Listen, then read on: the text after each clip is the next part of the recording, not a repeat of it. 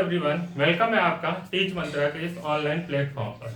जैसा कि हम लोग अब मैथ क्लास कर रहे थे, मैथ क्लास में हम लोग सिंपल इंटरेस्ट पढ़ रहे थे। तो सिंपल इंटरेस्ट की कुछ क्लासें हो चुकी हैं और एक या दो क्लासेस और आपकी बची हुई हैं जो आपके एग्जाम में सम कहीं ना कहीं आते हैं उसके बिहाफ पे। ठीक है, तो हम लोग अपना टॉपिक स्टार्ट करेंगे सिंपल इंटरेस्ट।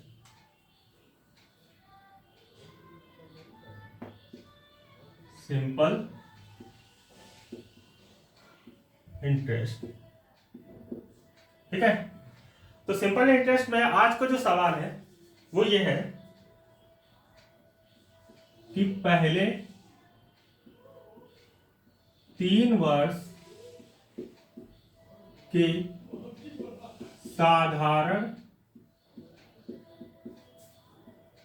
ब्याज की दर 6%, अगले 4 वर्ष के लिए 7%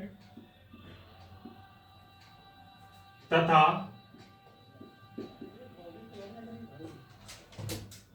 7 वर्ष के आगे 7.5% वार्षिक है। एक आदमी 18,800 रुपए 11 वर्ष के लिए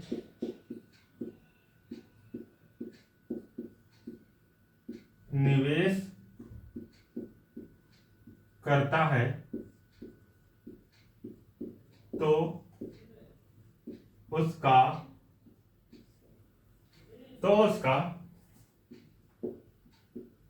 साधारण ब्याज ज्ञात करें। ठीक है, तो हमारा सवाल ये है कि सवाल में बोला गया है कि पहले 3 वर्ष के साधारण ब्याज की दर 6% है, अगले 4 वर्ष के लिए साधारण ब्याज की जो दर है वो 7% है और 7 वर्ष के आगे जो साधारण ब्याज की दर है वो 7.5% वार्षिक है। एक आदमी के पास 18,000 रुपए हैं जो 11 वर्ष के लिए निवेश करता है, तो वहां पे हमें इसका साधारण ब्याज निकालना है। ठीक है, तो देखेंगे कि पहले 3 वर्ष के लिए साधारण ब्याज की जो दर है वो कितनी है, 6%। तो टोटल कितनी हो जाएगी, 3 साल में वो हो जाएगी कितनी, 18%। इसके बाद बोला गया है अगले 4 वर्ष के लिए, तो 4 साल के लिए 7% के हिसाब से कितना हो जाएगा, 7 चौको 28%।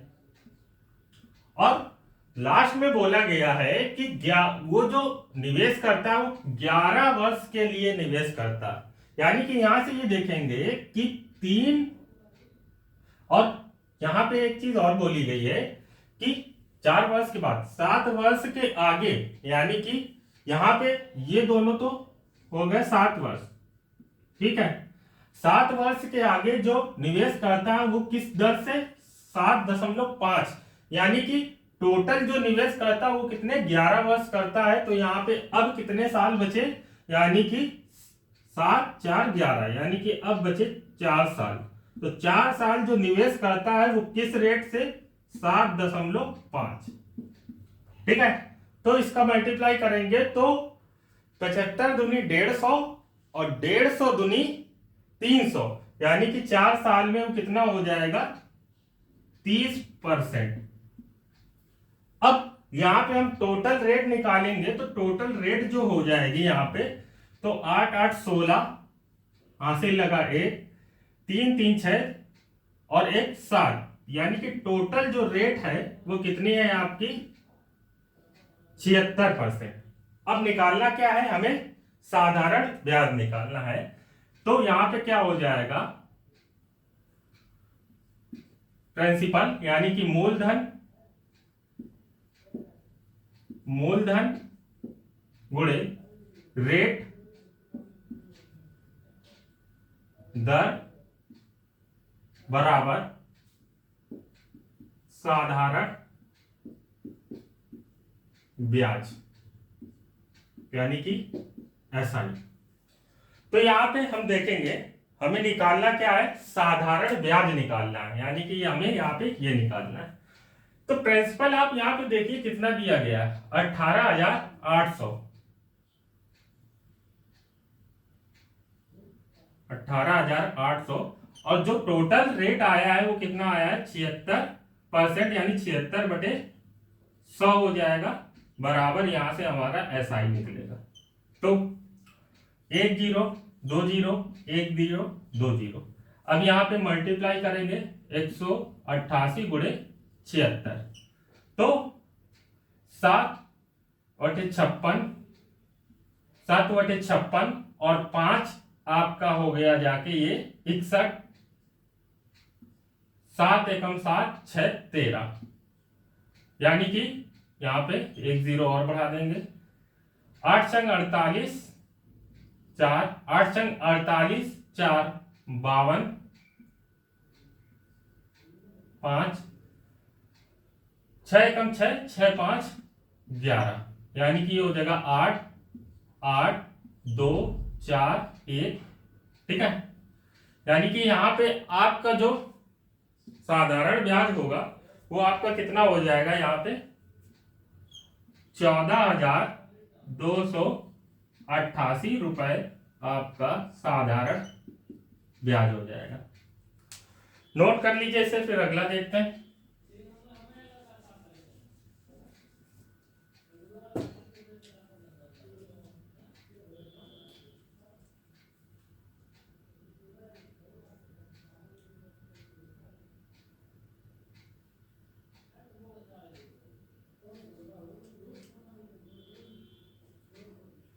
चलिए नोट कर लिया होगा आपने, अगला देखते हैं।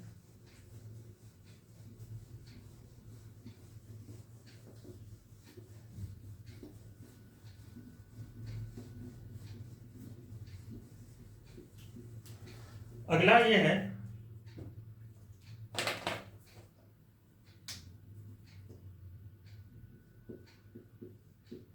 किसी यानी किसी धन पर साधारण ब्याज की दर 2 वर्ष के लिए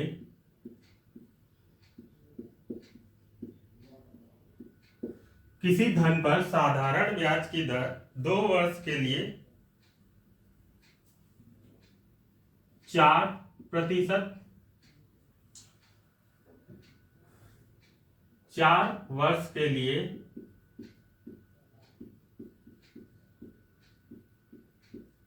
6%, उसके सॉरी 6 वर्ष के बाद 6% है, 6 वर्ष के बाद 6 वर्ष के बाद 8% है, अगर साधारण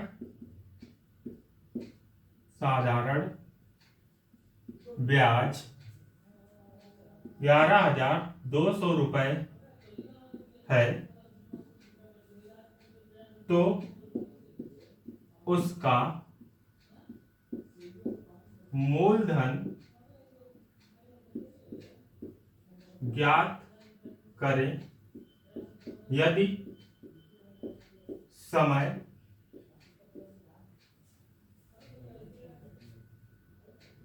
9 वर्ष का है।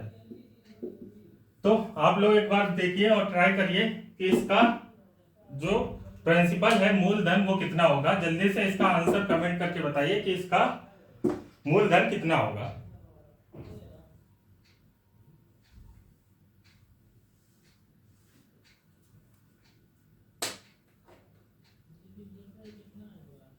चलिए देखते हैं। तो यहाँ पे बोला गया है कि किसी धन पर साधारण ब्याज की दर 2 वर्ष के लिए 4%, 4 वर्ष के लिए 6% और 6 वर्ष के बाद वो 8% है। और उसका जो साधारण ब्याज है वो बोला गया है कि 11,200 रुपए है। तो मूलधन क्या होगा, ठीक है। और यहाँ पे अगर टाइम 9 वर्ष है यानी 9 साल का है, तो हम देखेंगे कि 2 साल के लिए 4% की रेट से जो दर होगी, रेट होगा, वो कितना हो जाएगा, 4 दूनी 8। 2 साल में जो रेट होगी 4% वार्षिक दर से वो 8 हो जाएगी, 8% हो जाएगी। इसके बाद 4 साल के लिए 6% की रेट से हो जाएगा 6 चौको 24%। इसके बाद यहां पे बोला गया कि टाइम टोटल कितना है, 9 साल का, यानी कि यहां पे 6 साल हो गए हैं, बचा कितना, 3 साल। तो 3 साल के लिए अब जो बोला गया है, बाकी 6 वर्ष के बाद 8% की रेट से, यानी कि 8% की रेट से 3 साल का निकालेंगे तो 8 त्रिक 24, यानी कि यहां पे जो टोटल रेट होगी वो हमारी कितनी हो जाएगी, यहां से 4 4 8 6 16, हासिल लगी 1 5 56%। अब निकालना क्या है हमें, यहाँ पे मूलधन निकालना है, यानी कि P गुणे R/100 इंटू SI। अब यहां पे देखेंगे कि प्रिंसिपल निकालना है, रेट है 56% की, तो 56/100 हो जाएगा। और साधारण ब्याज था 11,200, यानी कि 56 दूनी 112, तो यहां पे ये हो जाएगा 200।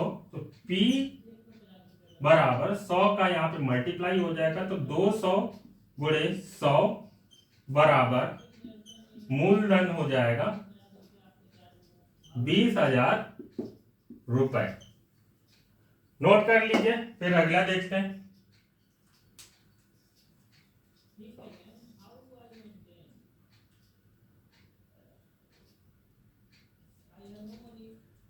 तो आपने नोट कर लिया होगा, चलिए अगला देखते हैं।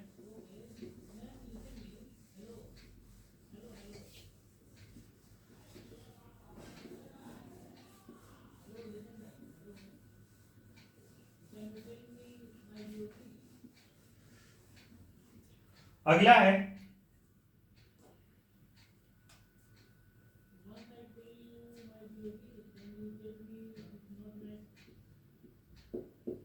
गोपाल ने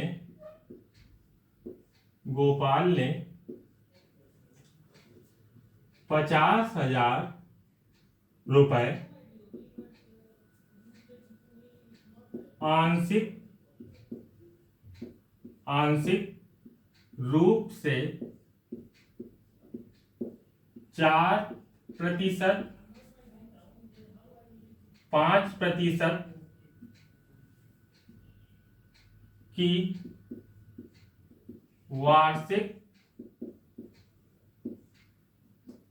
साधारण ब्याज की दर से 2 लोगों को उधार दिया,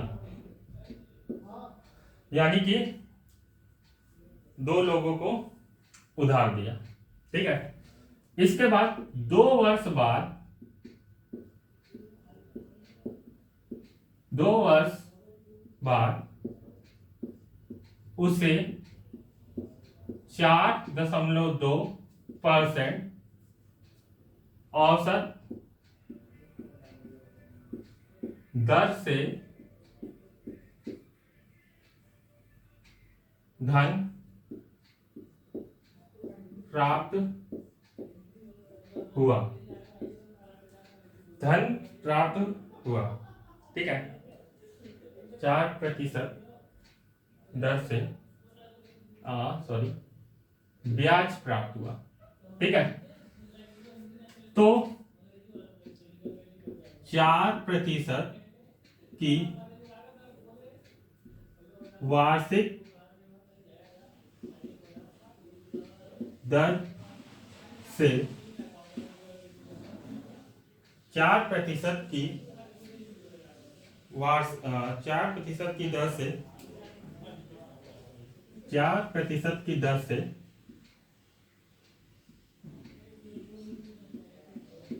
दिया गया धन ज्ञात करें। ठीक है, तो यहां पे सवाल बोला गया है कि एक व्यक्ति है गोपाल, उसने क्या किया, 50,000 रुपए 2 व्यक्ति को दिए।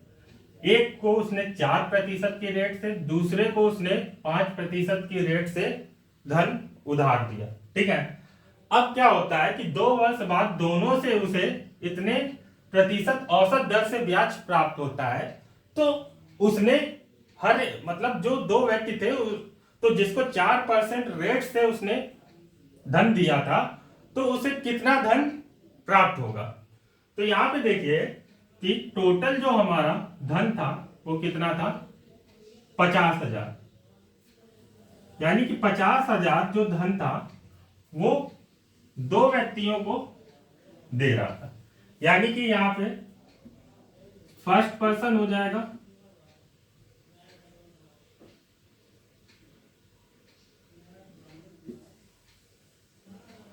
ठीक है, इधर हो जाएगा सेकंड पर्सन।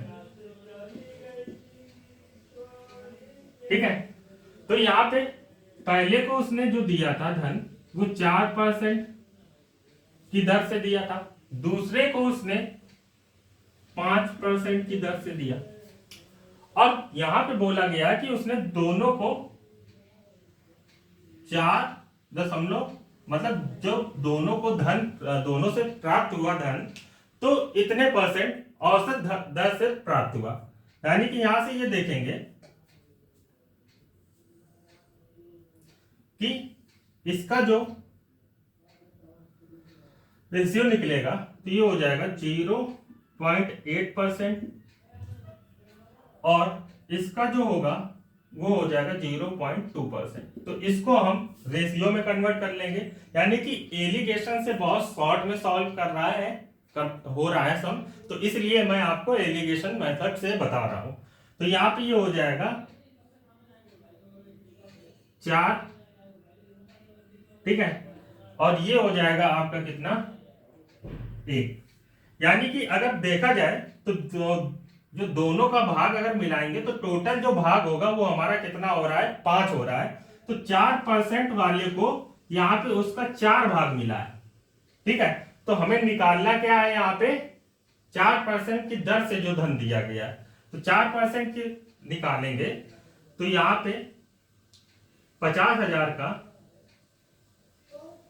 4 और टोटल कितना हो रहा है, 5। तो 5 एकम 5, 5 एकम 5, यानी कि यहां पे जो धन होगा वो कितना हो जाएगा, 40,000 रुपए। नोट कर लीजिए, फिर अगला देखते हैं।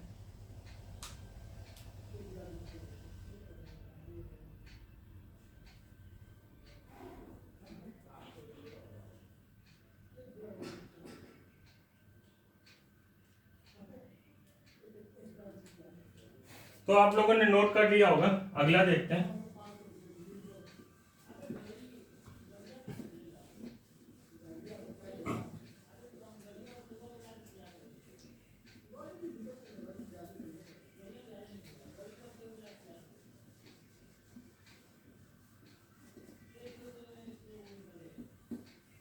अगला है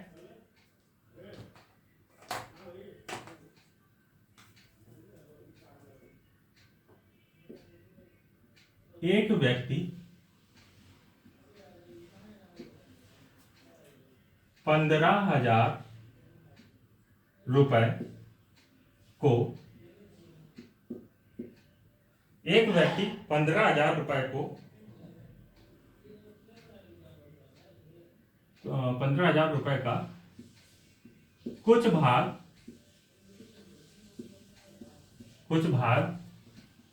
15% की दर से तथा शेष का 10% की वार्षिक दर से उधार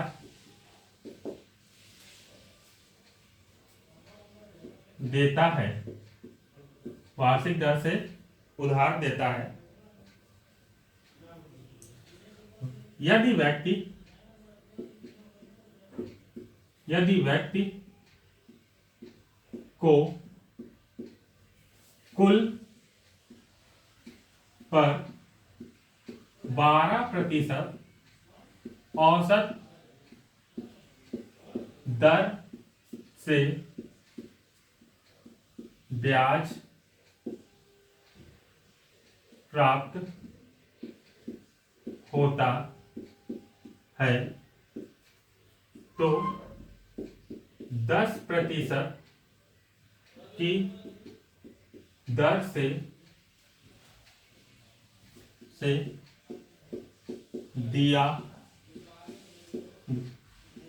दिया गया धन ज्ञात करें। तो यहाँ पे सवाल में बोला गया है कि एक व्यक्ति है जिसने 15,000 रुपए को 15,000 रुपए का कुछ भाग 15% की दर से, शेष का उसने 10% की दर से दो व्यक्तियों को धन उधार दिया, जिससे उसे कुल धन पर 12% का औसत ब्याज प्राप्त होता है। तो यहाँ पे जिस 10% की रेट से जिस व्यक्ति को उसने धन दिया था, तो उससे कुल कितना धन प्राप्त होगा ये हमें यहाँ पे निकालना है। तो इसके लिए अभी मैंने बताया कि 15,000 को वो कितने भागों में, दो भागों में दो व्यक्तियों को दे रहा है। पहले को वो 15% की रेट से, दूसरे को वो 10% की रेट से दे रहा है, लेकिन कुल पर उसे कितने 12% का ब्याज प्राप्त हो रहा है। तो यहां से ये हो जाएगा 3% और ये हो जाएगा आपका 2%। तो यहां से जो इसकी रेशियो वैल्यू आएगी वो कितनी हो जाएगी, यहां पे ये हो जाएगा 2 और ये हो जाएगा 3, यानी कि कुल जो भाग उसे मिला, कुल मतलब दोनों का जो कुल भाग था वो 5 था और 15% की रेट से उसे 2 यूनिट मिला, ठीक है। 10% की रेट से उसे 3 यूनिट मिला, ठीक है, और टोटल यूनिट यहाँ पे 5 है। तो यहाँ पे हमें उसका धन निकालना है। तो धन निकालने के लिए टोटल हमारा जो धन था वो कितना था 15,000, लेकिन यहाँ पे बोला क्या है कि 10% की रेट से जो धन दिया गया है उसका धन हमें निकालना है। तो 10% की रेट से यहाँ पे हमें 3 भाग दिया गया है, तो 3 और टोटल कितना हो रहा है यहाँ पे 5, यानी 5 एकम 5, 5 तिहाई 15। तो यहाँ पे जो टोटल धन 10% की रेट से उसको प्राप्त होगा वो हो जाएगा कितना, 9,000 रुपए। तो इसे नोट करिए, फिर अगला देखते हैं।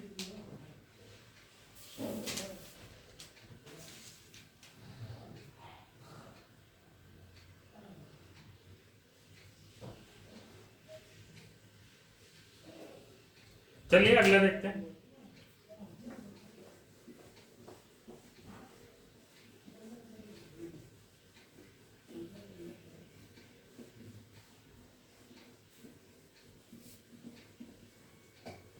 अगला है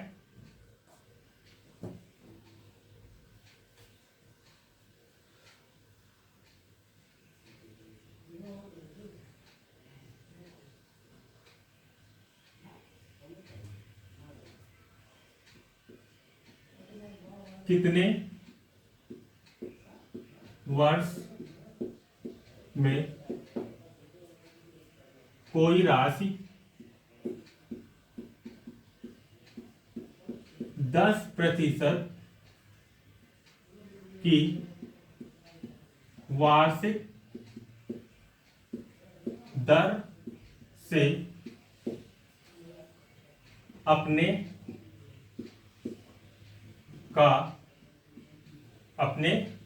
की 3 गुनी हो जाएगी। यानी कि यहाँ पे सवाल बोला गया है कि कितने वर्ष में कोई राशि 10%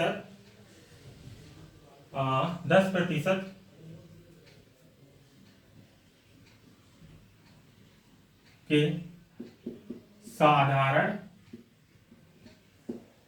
ब्याज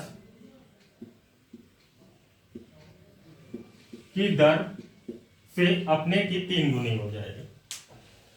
तो यहाँ पे देखेंगे कि यहाँ पे बोला गया है कि कितने वर्ष में कोई राशि 10% के साधारण ब्याज की दर से अपने की 3 गुनी हो जाएगी।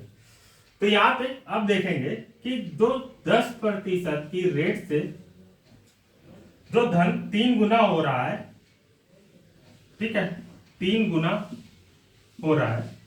तो यहाँ पे देखेंगे कि ये 3 गुना हो रहा है, पहले क्या था अब हो रहा है। तो मान लेते हैं कि हमारा जो मूलधन जो है, ठीक है, वो कितना है, 100 है। तो पहले अगर मूलधन 100 था तो जब ब्याज की दर बढ़ेगी, ठीक है, तो वहां पे ये कितना हो रहा है, 3 गुना, यानी कि ये हो जाएगा 300। तो अब यहाँ पे हम देखेंगे कि हमारा जो मूलधन है और जो हमारा मिश्र धन है, मूलधन हमारा 100 था और मिश्र धन 300 हो रहा है। तो इसमें जो साधारण ब्याज है वो कितना हो रहा है यहाँ पे, ठीक है। तो मूलधन हमारा 100 था और मिश्र धन यानी अमाउंट 300 है। तो इसमें जो साधारण ब्याज होगा, एसआई होगा, वो कितना हो रहा है, 200 रुपए, ठीक है। अब यहां पे ये बताना है कि ये जो 200 रुपए है वो 10% की रेट से, मतलब 10% की रेट से कितने वर्षों में होगा 200 रुपए। जो हमारा साधारण ब्याज 200 रुपए है वो 10% की रेट से कितने वर्ष में होगा। तो यहां पे आप देखेंगे कि 200 रुपए जो है वो 10% की रेट से कितने साल में 200 रुपए होगा। तो यहाँ पे 10 का इसमें डिवाइड करेंगे तो यहां से ये आ जाएगा, ये कितने गुना है इसका, 20 गुना। यानी कि यहाँ पे जो 10% की रेट से ये दर बढ़ेगी तो ये हो जाएगी 20 साल, 20 ईयर्स, ठीक है। तो नोट करिए, फिर अगला देखते हैं।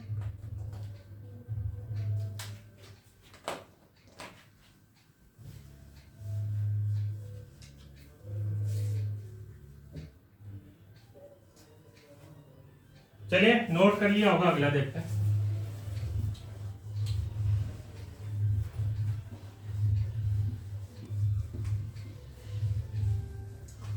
अगला है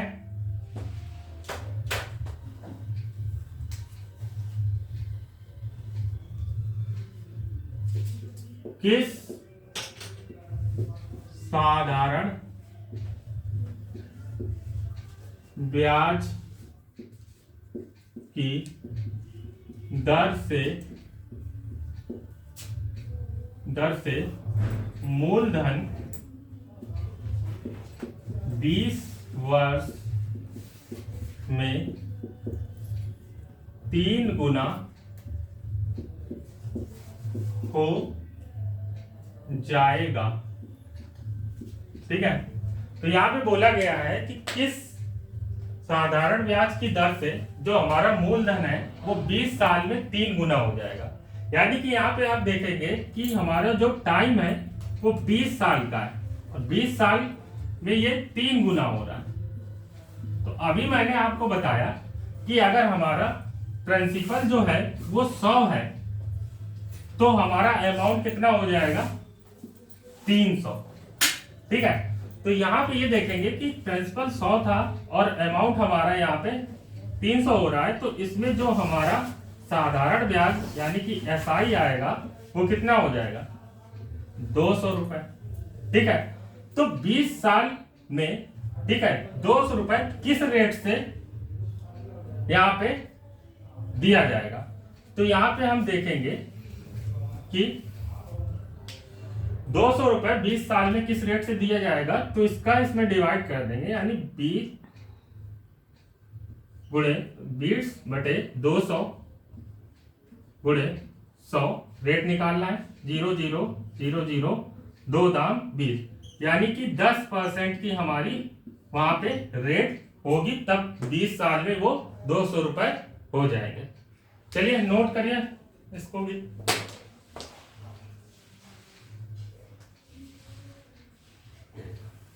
तो आप लोगों ने नोट कर लिया होगा। तो आज के लिए इतना ही। अगली क्लास में कुछ नए तरीके के सवालों के साथ हम मिलेंगे। तब तक के लिए गुड बाय।